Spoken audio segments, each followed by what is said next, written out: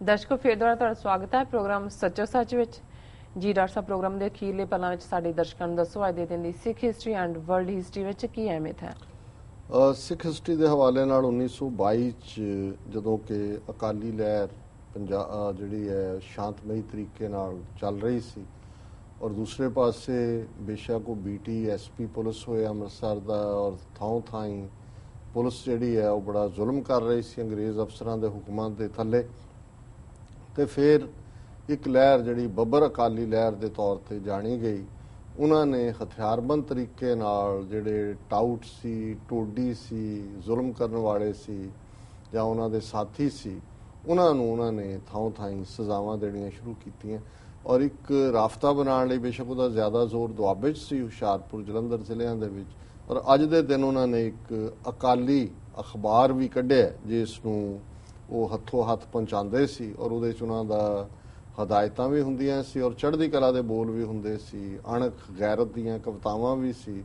ਉਹਦੇ ਕੁਝ ਅੰਕ ਜਿਹੜੇ ਨੇ ਕੁਝ ਥਾਵਾਂ ਦੇ ਉੱਤੇ ਅਵੇਲੇਬਲ ਨੇ, ਹਾਲਾਂਕਿ ਕੋਈ ਰੈਗੂਲਰ, ਜਿਵੇਂ ਇੱਥੇ ਗਦਰ ਪਾਰਟੀ ਵਾਲਿਆਂ ਨੇ ਗਦਰ ਗੁੰਜਾਂ ਕੱਢਿਆ ਸੀ ਉਸ ਦਾ, ਕਿਉਂਕਿ ਬਾਹਰ ਕੁਛ ਨਾ ਕੁਛ ਬਚ ਗਿਆ, ਕੋਈ ਨਾ ਕੋਈ ਅੰਕ ਥੋੜੇ ਬਹੁਤ ਅਵੇਲੇਬਲ ਨੇ, ਪਰ ਇਸ ਦਾ ਬਹੁਤ ਘੱਟ ਮਟੀਰੀਅਲ ਜਿਹੜਾ ਅਵੇਲੇਬਲ ਹੁੰਦਾ। ਔਰ ਇਹ ਸਰ ਕਰਮ ਸਿੰਘ ਬੱਬਰ ਜਿਹੜੇ ਸੀ ਉਹ ਇਸ ਦੀ ਰੂਹੇ ਰਵਾਂ ਸੀ ਇਸ ਬੱਬਰ ਅਕਾਲੀ ਅਖਬਾਰ ਦੇ। 1944 ਦੇ ਵਿੱਚ ਗਾਂਧੀ ਨੇ, ਜਦੋਂ ਕਿ 1940 23 ਮਾਰਚ ਨੂੰ ਲਾਹੌਰ ਦੇ ਵਿੱਚ ਪਾਕਿਸਤਾਨ ਦਾ ਮਤਾ ਜਿਹੜਾ ਉਹ ਪੇਸ਼ ਹੋਇਆ, ਪਾਸ ਹੋਇਆ, ਮੁਸਲਿਮ ਲੀਗ ਨੇ ਉਸ ਨੂੰ ਐਂਡੋਰਸ ਕੀਤਾ, ਕਿਉਂਕਿ ਉਦੋਂ ਤੱਕ ਮੁਸਲਿਮ ਲੀਗ ਜਾਂ ਕਾਇਦੇ ਆਜ਼ਮ ਮੁਹੰਮਦ ਅਲੀ ਜਿੰਨਾ ਇਸ ਨਿਰਣੇ ਤੇ ਪਹੁੰਚ ਗਏ ਸੀ ਕਿ ਵੀ ਇਹ ਸੈਕੂਲਰਿਜ਼ਮ ਦੇ ਲਬਾਦੇ ਥੱਲੇ ਗਾਂਧੀ ਔਰ ਨਹਿਰੂ ਇਹਨਾਂ ਦਾ ਸ਼ੁੱਧ ਹਿੰਦੂ ਏਜੰਡਾ, ਔਰ ਮੁਸਲਮਾਨ ਕੌਮ ਜਿਹੜੀ ਹੈ ਉਹ ਇਹਨਾਂ ਦੇ ਥੱਲੇ ਆਪਣਾ ਆਜ਼ਾਦਾਨਾ ਤੌਰ ਤੇ ਨਹੀਂ ਵਿਚਰ ਸਕੇਗੀ ਔਰ ਇਹਨਾਂ ਦੀ ਡੋਮੀਨੈਂਸ ਹੋਏਗੀ। ਉਸ ਦਾ ਇੱਕ ਤਜਰਬਾ ਜਦੋਂ ਕਿ 1936-37 ਵਾਲੀਆਂ ਚੋਣਾਂ ਹੋਈਆਂ ਔਰ ਜਿੱਥੇ ਕਾਂਗਰਸ ਦੀ ਸਰਕਾਰ ਬਣੀ, ਉੱਥੇ ਕਿਵੇਂ ਉਹਨਾਂ ਨੇ ਇਗਨੋਰ ਕੀਤਾ ਮੁਸਲਮਾਨਾਂ ਦੇ ਹਿੱਤਾਂ ਨੂੰ, ਕਿਸ ਤਰੀਕੇ ਨਾਲ, ਈਵਨ ਉਦੋਂ ਹੀ, ਹਾਲਾਂਕਿ ਉਹ ਬਿਲਕੁਲ ਵਿਦਨ ਦਾ ਬ੍ਰਿਟਿਸ਼ ਐਂਬਿਟ ਸੀ, ਪਰ ਉਦੋਂ ਹੀ ਇਹ ਗੱਲ ਸਾਹਮਣੇ ਆ ਗਈ ਸੀ ਵੀ ਅਜੇ ਤਾਂ ਅੰਗਰੇਜ਼ ਬੈਠੇ ਨੇ ਔਰ ਲਿਮਿਟਿਡ ਪਾਵਰਸ ਨੇ ਇਹਨਾਂ ਕੋਲ, ਤੇ ਇਹਨਾਂ ਦਾ ਇਹ ਹਾਲ ਹੈ ਜਦੋਂ ਅੰਗਰੇਜ਼ ਚਲੇ ਗਏ ਔਰ ਇਹਨਾਂ ਦੇ ਕੋਲ ਫੁੱਲ ਫਲੈਜਡ ਮੈਜੋਰਿਟੀ ਆਏਗੀ ਤਾਂ ਫਿਰ ਇਹ ਕੀ ਕਰਨਗੇ। ਸੋ ਪਾਕਿਸਤਾਨ ਦਾ ਮਤਾ 23 ਮਾਰਚ 1940 ਨੂੰ ਪਾਸ ਹੁੰਦਾ। ਹੁਣ ਗਾਂਧੀ ਬਹੁਤ ਸ਼ੈਤਾਨ ਦੀ ਟੁੱਟੀ, ਉਹਨੇ ਵੀ ਦੇਖਿਆ ਕਿ ਵੀ ਇਹ ਕੋਈ ਨਾ ਕੋਈ ਇਹਨਾਂ ਨੂੰ ਕਲਾਈਮ ਡਾਊਨ ਕਰਵਾਓ, ਕੁਛ ਨਾ ਕੁਛ ਐਸਾ ਹੋਏ ਕਿ ਵੀ ਕਨਫਿਊਜ਼ਨ ਹੋਏ, ਜਿਵੇਂ ਪਾਕਿਸਤਾਨ ਨੂੰ ਪਿਛਲੇ ਪੀਰੀਅਡ 'ਚ ਵਾਜਪਾਈ ਦੇ ਵੇਲੇ ਕਿ ਜੀ ਚਲੋ ਤੁਸੀਂ ਸੋਵਰਨਟੀ ਕਸ਼ਮੀਰ ਦੀ ਗੱਲ ਨਾ ਕਰੋ, ਨਹੀਂ ਤੁਸੀਂ ਆ 4 ਪੁਆਇੰਟ 5 ਪੁਆਇੰਟ ਇੱਧਰ ਲੋਕਾਂ ਦਾ ਆਣਾ ਜਾਣਾ ਸ਼ੁਰੂ ਹੋ ਜਾਏ, ਬੱਸਾਂ ਸ਼ੁਰੂ ਹੋ ਜਾਣ, ਵਪਾਰ ਸ਼ੁਰੂ ਹੋ ਜਾਏ, ਸਰਹੱਦ ਨੂੰ ਨਰਮ ਕਰ ਦਈਏ। ਔਰ ਉਹਨਾਂ ਨੇ ਜਦੋਂ ਬਾਏ ਕੀਤਾ ਫਿਰ ਕਿਸ ਤਰੀਕੇ ਦੇ ਨਾਲ ਇਹਨਾਂ ਨੇ ਬਿਲਕੁਲ ਈਵਨ ਉਹ ਵੀ ਨਹੀਂ ਗੱਲ ਮੰਨੀ, ਲੇਕਿਨ ਮਤਲਬ ਇਹ ਹੈ ਕਿ ਉਹਨਾਂ ਨੇ ਇੱਕ ਵਾਰ ਜਿਹੜਾ ਪਾਕਿਸਤਾਨ ਸਰਕਾਰ ਨੂੰ ਥੱਲੇ ਲੈ ਆਂਦਾ ਔਰ ਅੱਜ ਹੁਣ ਦੁਬਾਰਾ ਉਹਨਾਂ ਨੂੰ ਐਫਰਟ ਕਰਨਾ ਪੈ ਰਿਹਾ ਆਪਣੇ ਉਹ ਸਟ੍ਰਿਕਟ ਸਟੈਂਡ ਨੂੰ ਲੈਣ ਦਾ।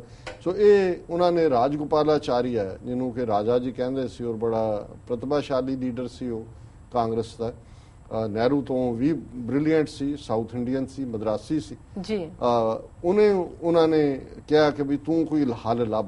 ਸੋ ਉਹਨੇ ਰਾਜਾ ਜੀ ਫਾਰਮੂਲਾ ਕਰਕੇ ਜਿਹੜਾ ਜਾਣਿਆ ਗਿਆ, ਔਰ ਇਨਫੈਕਟ ਜਿਹੜਾ ਪਾਕਿਸਤਾਨ ਬਾਅਦ ਦੇ ਵਿੱਚ ਹੋਂਦ ਚ ਆਇਆ ਉਹਦਾ ਬਹੁਤ ਸਾਰਾ ਦਾਇਰਾਕਾਰ ਰਾਜਾ ਜੀ ਫਾਰਮੂਲੇ ਦੇ ਵਿੱਚ ਸੀ, ਪਰ ਉਹ ਵਿਦਨ ਵਨ ਯੂਨੀਅਨ ਸੀ, ਉਹ ਇੱਕ ਇੰਡੀਪੈਂਡੈਂਟ ਸੋਵਰਨ ਨੇਸ਼ਨ ਦੀ ਗੱਲ ਤੁਰੀ।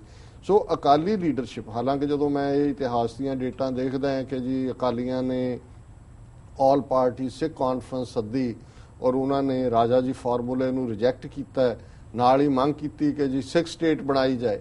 ਹੁਣ ਜੇ 1944 ਦੇ ਵਿੱਚ ਰਾਜਾ ਜੀ ਫਾਰਮੂਲੇ ਰਾਹੀਂ ਅਕਾਲੀਆਂ ਨੂੰ ਇਹ ਗੱਲ ਸਮਝ ਆ ਗਈ ਸੀ ਕਿ ਗਾਂਧੀ ਬਾਰਗੇਨਿੰਗ ਵੱਲ ਤੁਰ ਪਿਆ ਔਰ ਕਿਤੇ ਨਾ ਕਿਤੇ ਜਿਹੜੀ ਹੈ ਇਹ ਕਾਇਮੀ ਪਾਕਿਸਤਾਨ ਦੀ ਭਾਵੇਂ ਲਿਮਿਟਿਡ ਪਾਵਰਸ ਨਾਲ ਹੀ ਰਾਜਾ ਜੀ ਫਾਰਮੂਲੇ ਸੀ, ਵੀ ਗੱਲ ਇਸ ਪਾਸੇ ਤੁਰ ਪਈ ਹੈ।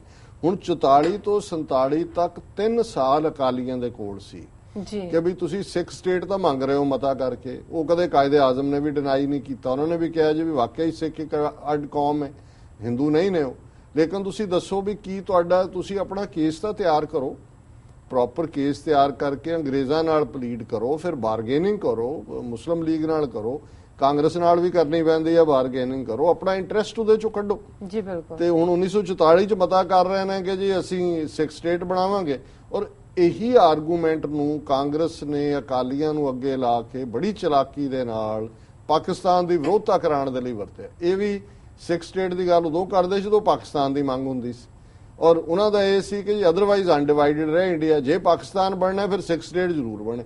ਸੋ 6 ਸਟੇਟ ਦਾ ਪ੍ਰੋਐਕਟਿਵ ਕੇਸ ਪ੍ਰਿਪੇਅਰ ਕਰਕੇ ਦੇਣ ਦੀ ਥਾਂ ਤੇ, ਜਾਂ ਜੇ ਤੁਸੀਂ ਦੋਨਾਂ ਚੋਂ ਕਿਸੇ ਨਾਲ ਸਮਝੌਤਾ ਕਰਨਾ, ਦੋ ਮੁੱਖ ਧਿਰਾਂ ਸਨ, ਕਾਂਗਰਸ ਸੀ, ਮੁਸਲਿਮ ਲੀਗ ਸੀ, ਹਿੰਦੂ ਸਨ, ਮੁਸਲਮਾਨ ਸਨ, ਸਿੱਖ ਐਬਸੋਲੂਟ ਮੈਜੋਰਟੀ 'ਚ ਨਹੀਂ ਸੀ।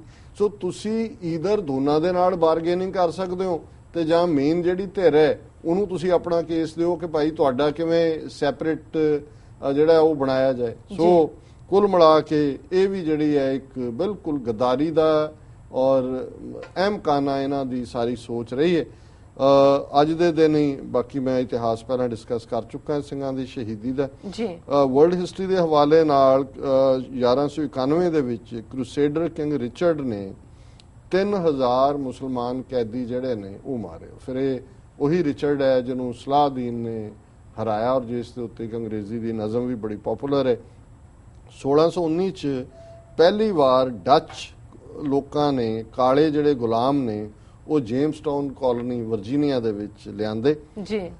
ਜੌਨ ਮਿਲਟਨ ਅੰਗਰੇਜ਼ੀ ਦਾ ਬੜਾ ਪਪੂਲਰ ਪੋਇਟ, ਮੇਰਾ ਵੀ ਬੜਾ ਫੇਵਰੇਟ ਪੋਇਟ ਰਿਹਾ ਹੈ, ਬਾਅਦ ਦੇ ਵਿੱਚ ਅੰਨਾ ਹੋ ਗਿਆ ਸੀ, ਬਲਾਈਂਡ, ਔਰ ਉਸ ਦੀ ਇੱਕ ਬੜੀ ਅੱਛੀ ਨਜ਼ਮ ਹੈ ਔਨ ਹਿਜ਼ ਬਲਾਈਂਡਨੈਸ, ਜਿਹੜੀ ਮੈਨੂੰ ਬਹੁਤ ਪਸੰਦ ਰਹੀ। ਪਰ ਉਹਦਾ ਜਿਹੜਾ ਸ਼ਾਹਕਾਰ ਹੈ ਜੌਨ ਮਿਲਟਨ ਦਾ, ਉਹ ਲੌਸਟ ਪੈਰਾਡਾਈਜ਼ ਹੈ, ਜਿਹਦੇ 'ਚ ਕਿ ਸਾਰੀ ਆਦਮ ਈਵ ਦੀ ਕਹਾਣੀ, ਔਰ ਉਹਦੇ 'ਚ ਖਾਸ ਤੌਰ ਤੇ ਜਿਹੜਾ ਸ਼ੈਤਾਨ ਦਾ ਕਿਰਦਾਰ ਹੈ ਉਹਨੂੰ ਬਿਊਟੀਫੁਲੀ ਡਿਸਕ੍ਰਾਈਬ ਕੀਤਾ। 1866 ਚ ਜਦੋਂ ਕਿ ਸਿਵਲ ਵਾਰ ਆਲਮੋਸਟ ਖਤਮ ਹੋਈ, ਪ੍ਰੈਜ਼ੀਡੈਂਟ ਜੌਨਸਨ ਨੇ ਆਫੀਸ਼ੀਅਲੀ ਡਿਕਲੇਅਰ ਕੀਤਾ ਕਿ ਸਿਵਲ ਵਾਰ ਇਜ਼ ਓਵਰ। 1922 ਦੇ ਵਿੱਚ ਪਹਿਲੀ ਵਰਲਡ ਚੈਂਪੀਅਨਸ਼ਿਪ ਐਥਲੈਟਿਕਸ ਦੀ ਔਰਤਾਂ ਦੀ ਇਹ ਜਿਹੜੀ ਹੈ ਪੈਰਿਸ ਦੇ ਵਿੱਚ ਹੋਈ। ਸੋ 1922 ਤੱਕ ਦੌੜ ਨਹੀਂ ਸੀ ਸਕਦੀਆਂ ਬੀਬੀਆਂ ਟਰੈਕ ਦੇ ਵਿੱਚ, ਜਾਂ ਕੋਈ ਚੈਂਪੀਅਨਸ਼ਿਪ ਨਹੀਂ ਸੀ ਹੁੰਦੀ, ਇਹ ਪਹਿਲੀ ਹੋਈ। 1920 ਚ ਤਾਂ ਵੋਟ ਦਾ ਹੱਕ ਦਿੱਤਾ ਅਮਰੀਕਾ ਨੇ। 1940 ਚ ਚਰਚਲ ਨੇ, ਔਰ ਚਰਚਲ ਜਿਹਨੂੰ ਮੈਂ ਐਡਮਾਇਰ ਕਰਦਾ ਹਾਂ, ਬੇਸ਼ੱਕ ਰੇਸਿਸਟ ਸੀ ਪੱਕਾ, ਪਰ ਉਹਦੀ ਐਕਸਪ੍ਰੈਸ਼ਨ ਅੰਗਰੇਜ਼ੀ ਦੀ ਰਿਮਾਰਕੇਬਲ। ਉਹਨੇ 에ਅਰ ਫੋਰਸ ਜਿਹਨੇ ਕਿ ਬੜਾ ਵੱਡਾ ਰੋਲ ਅਦਾ ਕੀਤਾ ਸੀ ਜਿਹੜਾ ਜਰਮਨ ਫੌਜਾਂ ਨੂੰ ਹਰਾਉਣ 'ਚ, ਉਹਨੇ ਰਾਇਲ 에ਅਰ ਫੋਰਸ ਬਾਰੇ ਇੱਕ ਜੁਮਲਾ ਕਿਹਾ, never in the field of human conflict was so much owed by so many to ਸੋ ਫਿਊ, ਕਿ ਇਹ ਟਕਰਾਅ ਦੇ ਖੇਤਰ 'ਚ ਕਦੇ ਵੀ ਇੰਨੇ ਲੋਕ ਥੋੜਿਆਂ ਦੇ ਕਰਜ਼ਾਈ ਹੋਣ, ਇਹ ਪਹਿਲਾਂ ਕਦੇ ਨਹੀਂ ਹੋਇਆ ਕਿ ਵੀ ਕਿੰਨਿਆਂ ਦੀਆਂ ਜ਼ਿੰਦਗੀਆਂ ਤੁਸੀਂ ਬਚਾਈਆਂ ਨੇ। ਜੀ। 1940 ਚ ਲੀਓ ਟੋਲਸਟੋਏ ਜਿਹੜਾ ਕਿ ਇੱਕ ਰੈਵੋਲੂਸ਼ਨਰੀ ਸੀ, ਸਟਾਲਿਨ ਉਸ ਨੂੰ ਮਾਰਨਾ ਚਾਹੁੰਦਾ ਸੀ, ਉਹ ਭੱਜ ਕੇ ਮੈਕਸੀਕੋ ਆਇਆ, ਪਰ ਅੱਜ ਦੇ ਦਿਨ ਉਹਨੂੰ ਇੱਕ ਦਿਨ ਪਹਿਲਾਂ ਛੁਰਾ ਮਾਰਿਆ ਗਿਆ, ਔਰ ਅੱਜ ਦੇ ਦਿਨ ਉਹਦੀ ਮੈਕਸੀਕੋ 'ਚ ਮੌਤ ਹੋਈ। 1940 ਚ ਬ੍ਰਿਟਨ 에ਅਰ ਫੋਰਸ ਨੇ ਪਹਿਲੀ ਵਾਰ ਰਡਾਰ ਦਾ ਇਸਤੇਮਾਲ ਕੀਤਾ, ਔਰ 1952 ਚ ਸਟਾਲਿਨ ਰਸ਼ੀਆ ਦਾ ਡਿਕਟੇਟਰ, ਉਹਦੀ ਅੱਜ ਦੇ ਦਿਨ ਚੌਨ ਲਾਈ ਦੇ ਨਾਲ ਮੁਲਾਕਾਤ ਹੋਈ। ਜੀ ਡਾਕਟਰ ਸਾਹਿਬ, ਤੁਹਾਡਾ ਬਹੁਤ ਬਹੁਤ ਸ਼ੁਕਰੀਆ। ਹੁਣ ਸਾਡੇ ਦਰਸ਼ਕਾਂ ਨੂੰ ਦੱਸੋ ਅੱਜ ਦਾ ਵਿਚਾਰ। ਅੱਜ ਦੇ ਵਿਚਾਰ ਲਈ ਅਸੀਂ ਇੱਕ ਸ਼ਲੋਕ ਪੰਜਵੇਂ ਪਾਤਸ਼ਾਹ ਦੀ ਰਚਨਾ ਫੁਨਹੇ ਮਹੱਲਾ ਪੰਜਵਾਂ ਚੋਂ ਚੁਣਿਆ ਜੀ। ਧਾਵੋ ਦਸ਼ਾ ਅਨੇਕ ਪ੍ਰੇਮ ਪ੍ਰਭ ਕਾਰਣੇ, ਪੰਚ ਸਤਾਵਹਿ ਦੂਤ ਕਵਨ ਬਿਦ ਮਾਰਣੇ, ਤੀਖਣ ਬਾਣ ਚਲਾਏ ਨਾਮ ਪ੍ਰਭ ਧਿਆਈਐ, ਹਰਿਹਾਂ ਮਹਾ ਬਿਖਾਦੀ ਘਾਤ ਪੂਰਨ ਗੁਰ ਪਾਈਏ। ਬੜਾ ਸਪਸ਼ਟ ਇਸ ਦੇ ਵਿੱਚ ਸੁਨੇਹਾ ਕਿ ਇਹ ਮਨ 10 ਦਿਸ਼ਾਵਾਂ ਦੇ ਵੱਲ ਤੋਂ ਆਉਂਦਾ। ਦਿਸ਼ਾਵਾਂ 4 ਨਹੀਂ ਹੁੰਦੀਆਂ, ਜੇ ਤੁਸੀਂ ਉਹਦੇ ਨਾਲ ਦੂਜਾ ਦੇਖਦੇ ਹੋ 10 ਡਾਇਰੈਕਸ਼ਨ, ਮਤਲਬ 4 ਚਫੇਰੇ। ਕਬਹੂ ਜੀੜਾ ਊਬ ਚੜਤ ਹੈ, ਕਬਹੂ ਜਾਏ ਪਿਆਲੇ, ਉੱਪਰ ਫਿਰ ਪਤਾਲ ਚ ਲੋਭੀ ਜੀੜਾ ਥਿਰ ਨਾ ਰਹਿਤ ਹੈ, ਚਾਰੇ ਕੁੰਡਾ ਭਾਲੇ। ਸੋ ਗੁਰੂ ਸਾਹਿਬ ਫਰਮਾਉਂਦੇ ਨੇ ਧਾਵੋ ਦਸ਼ਾ ਅਨੇਕ ਪ੍ਰੇਮ ਪ੍ਰਭ ਕਾਰਣੇ। ਹੁਣ ਇੱਕ ਤਾਂ ਧਾਵਨਾ ਵਿਕਾਰਾਂ ਦੀ ਵਜ੍ਹਾ ਕਰਕੇ ਹੈ, ਇੱਕ ਢੂੰਡ ਹੈ ਕਿ ਮੈਨੂੰ ਮੇਰਾ ਪਿਆਰਾ ਕਿੱਥੇ ਮਿਲੇ। ਪ੍ਰਭੂ ਪਿਆਰ ਦੀ ਭੁੱਖ ਤੁਹਾਨੂੰ 4 ਚਫੇਰੇ ਵਿਆਕੁਲ ਕਰਦੀ ਹੈ। ਕਹੋ ਮੇਰਾ ਸੁੰਦਰ, ਕਹੋ ਮਿਲੇ ਕਿਤ ਗਲੀ, ਮੇਰਾ ਸੋਹਣਾ ਕਿਸ ਗਲੀ 'ਚ ਮੈਨੂੰ ਮਿਲੇਗਾ। ਪੰਜ ਸਤਾਵੇਂ ਦੂਤ ਕਵਨ ਬਿਦ ਮਾਰਨੇ, ਹੁਣ ਇਹ ਜਿਹੜਾ ਧਾਵਣਾ ਹੈ ਔਰ ਚਾਰ ਚਫੇਰੇ ਦੌੜਨਾ ਹੈ, ਇਹ ਉਹਨਾਂ 5 ਵਿਕਾਰਾਂ ਦੀ ਵਜ੍ਹਾ ਕਰਕੇ ਹੈ, ਕਾਮ, ਕ੍ਰੋਧ, ਲੋਭ, ਮੋਹ, ਹੰਕਾਰ। ਜੀ ਤੇ ਇਹ ਸਵਾਲ ਹੈ ਕਿ ਇਹਨਾਂ ਨੂੰ ਕਿਵੇਂ ਮਾਰਿਆ ਜਾਏ। ਇਹ ਜਾਗ ਪੈਂਦੇ ਨੇ, ਤੰਗ ਕਰਦੇ ਨੇ, ਫਿਰ ਜਿਹੜਾ ਮਨ ਉਹਨਾਂ ਦਾ ਹੀ ਸ਼ਿਕਾਰ ਹੁੰਦੇ। ਤੇ ਫਿਰ ਇਸ ਦਾ ਹੀ ਜਵਾਬ ਹੈ ਅਗਲੀਆਂ ਦੋ ਲਾਈਨਾਂ, ਤੀਖਣ ਬਾਣ ਚਲਾਏ ਨਾਮ ਪ੍ਰਭ ਧਿਆਈਏ।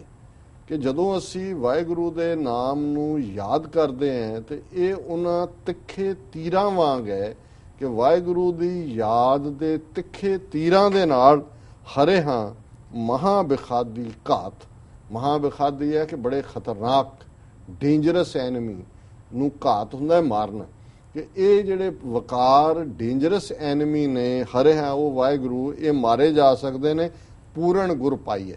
ਜਦੋਂ ਸਾਨੂੰ ਪੂਰਨ ਗੁਰੂ ਮਿਲਦੇ ਤੇ ਪੂਰਨ ਗੁਰੂ ਵਾਹਿਗੁਰੂ ਦੀ ਯਾਦ ਦੇ ਨਾਲ ਜੋੜਦੇ ਤੇ ਵਾਹਿਗੁਰੂ ਦੀ ਯਾਦ ਦਾ ਜਦੋਂ ਖੰਡਾ ਖੜਕਦਾ ਤੇ ਫਿਰ ਇਹ ਜਿਹੜਾ ਕਾਮ, ਕ੍ਰੋਧ, ਲੋਭ, ਮੋਹ, ਹੰਕਾਰ ਹੈ ਇਹ ਅੱਗੇ ਭੱਜ ਨਿਕਲਦੇ ਨੇ। ਔਰ ਇਹੀ ਜਿਹੜਾ ਪ੍ਰੇਮ ਪ੍ਰਭ ਕਾਰਨ ਹੈ, ਫਿਰ ਸੱਚਾ ਪ੍ਰਭੂ ਦਾ ਪ੍ਰੇਮ ਅੰਦਰ ਆਵਸਦੇ। ਸੋ ਇਹ ਅੱਜ ਦਾ ਵਿਚਾਰ ਜੀ। ਡਾਕਟਰ ਸਾਹਿਬ ਨਾਲ ਆਪਣੇ ਵਿਊਅਰਸ ਕੋਲ ਨੇ ਇਜਾਜ਼ਤ। ਵਿਊਅਰਸ, ਸਾਡੇ ਪ੍ਰੋਗਰਾਮ ਦਾ ਸਮਾਂ ਇੱਥੇ ਸਮਾਪਤ ਹੁੰਦਾ ਹੈ। ਤੁਸੀਂ ਆਪਣੇ ਰਾਏ ਤੇ ਸੁਝਾਅ ਸਾਨੂੰ ਭੇਜਣਾ ਨਾ ਭੁੱਲਣਾ ਸਾਡੇ ਇਸ ਪਤੇ ਤੇ sos@tv84.tv ਤੇ। ਅਸੀਂ ਆਪਣਾ ਪ੍ਰੋਗਰਾਮ ਲੈ ਕੇ ਫਿਰ ਦੁਬਾਰਾ ਹਾਜ਼ਰ ਹੋਵਾਂਗੇ। ਤਦ ਤੱਕ ਲਈ ਮੈਨੂੰ ਤੇ ਪ੍ਰੋਡਕਸ਼ਨ ਆ ਗਿਆ ਦੋ। ਦੇਖਦੇ ਰਹੋ TV84। ਬੁਲਾ ਦਿਓ ਫਤਿਹ। ਵਾਹਿਗੁਰੂ ਜੀ ਕਾ ਖਾਲਸਾ, ਵਾਹਿਗੁਰੂ ਜੀ ਕੀ